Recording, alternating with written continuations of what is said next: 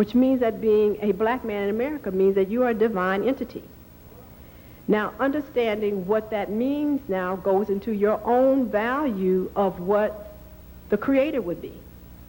Because if that means that now you have dominion over the planet, that you have the capacity to do anything that you so put your mind to, etc., now that puts you into a whole different reflection of self. So you don't have to sit up and beg anybody and tell them that you need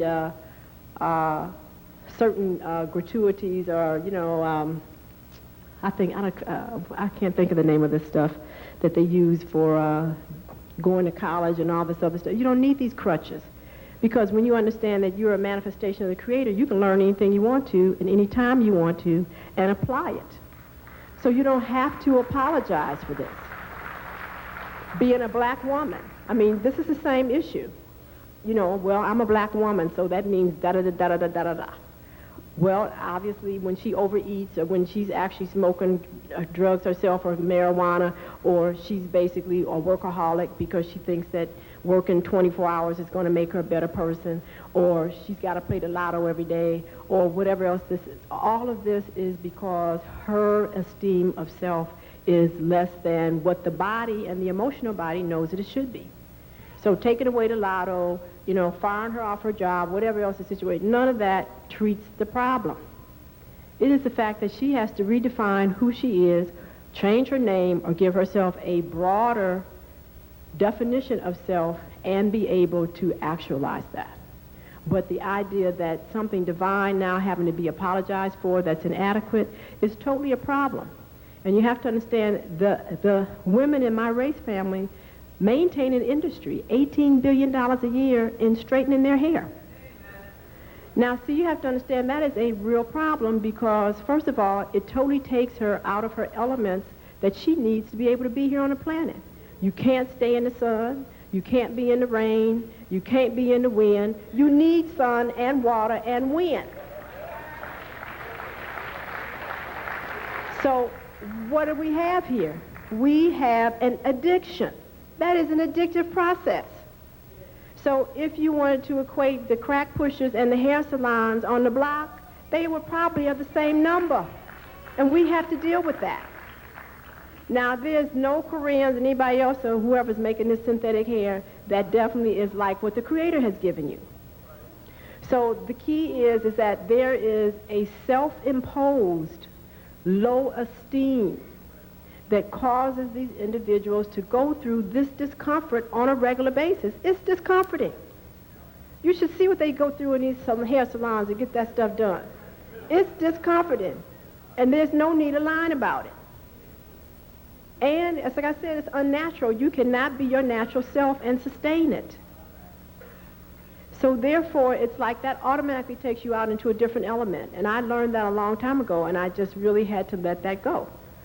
So I had to redefine myself. I had to move into a different awareness of what I meant to myself and why that was not going to be an issue in my life, because I felt that if I could not face myself as how I was created, it was a personal problem that really meant that there was always going to be a block between me and whatever I tried to relate to. So now we have the same issue with our relationship with our children. It's not a sincere one because we don't even come to them being ourselves. We have this problem with the relationships with our men because we don't come to them being ourselves. I have some women that tell me that their husband ain't never seen their real hair. I mean, you know, so, I mean, that's incredible. So, I mean, what is he really loving? I mean, what is he really with? You know, that this kind of limitation or esteem of self is extremely dangerous. And when a person withholds from themselves to that extent, how are they going to really give you their best? They lie every time they say they love you. How can they when they don't love themselves? And we need to stop really playing these games. Hi, Self-Awareness, Whose Truth? I am your host, Rose. And I hope you enjoyed the insert with Dr. Jewelpookrum. The DVD is The Disease State of Consciousness. And this is really was supposed to be a part 4, healing the source of the pain. I changed it a little bit, and it's got a new title, but the source is the same thing. And I really wanted to show that insert because it really gets to the core of not just Black people problem or issue. It's everybody. It's this low self-esteem that we have allowed the system to define our self-worth, whether it's with material goods, labels, titles, fashion, and all of these different things. And what I really wanted to emphasize, it's not just a Black thing, because I worked on Lexington Avenue in a boutique. The majority of the people was of Caucasian race, and I'm talking people, especially females with millions. I never saw so much hurt people in my life.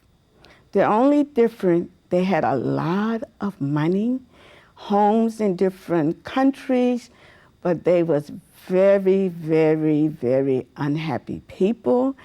And they took their anger out at some of the people at the boutique, but they didn't really mess with me. For some reason, I was able to calm them down. I don't know whether they understood my vibration. I didn't feed into, them having a lot of money or because of their race, because I don't judge people by things or the color of their skin. It's the character. It's what's inside the person that means something to me. So you can be the richest or the poorest. It doesn't matter. I will still treat you with dignity, with love and respect. And we need to really get to the real core of the pain, because we live in a world, a lot of people are just hurting, just outright hurting. And a lot of time they project it on other people because people cannot handle the truth about themselves. And when you make people look at themselves, their own deficiency, or you can call it the shadow side, and that a lot of their problem is because of what they're creating, because of the way their mind are thinking, the thoughts are creating their reality. Even though you have a lot of money, you can have a house, you can have a car, but if you don't really feel worthy within yourself, within your soul, it does not matter. And I'm telling you this because we need to heal on all levels. I never saw so many unhappy people in my life, whether they are what they call disadvantaged, because I don't like to say poor people, because the people that we are labeling poor,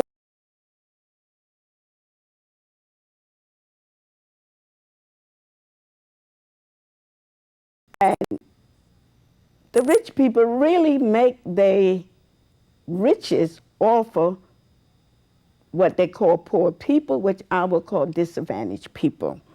So this is one thing you need to think about. This is about the self, not the outside, it's the inside. And I know a lot of you are like, wow, she cut her hair off. Yes, this was such a liberation for me. I never had an idea that I would ever just cut all my hair off. I never knew, what type of head do I have? I was really surprised that I like the shape of my head, but it was such a liberation because the Spirit told me 3 weeks ago, it's time to cut your hair off. No more chemicals. That's it. I did it, and the same week it told me to quit my job, which I was working 2 days a week at another boutique in Yonkers. And that was a very interesting experience because, both of them, they had very expensive gowns and dresses and people getting married, people going to big events, and they were still unhappy people.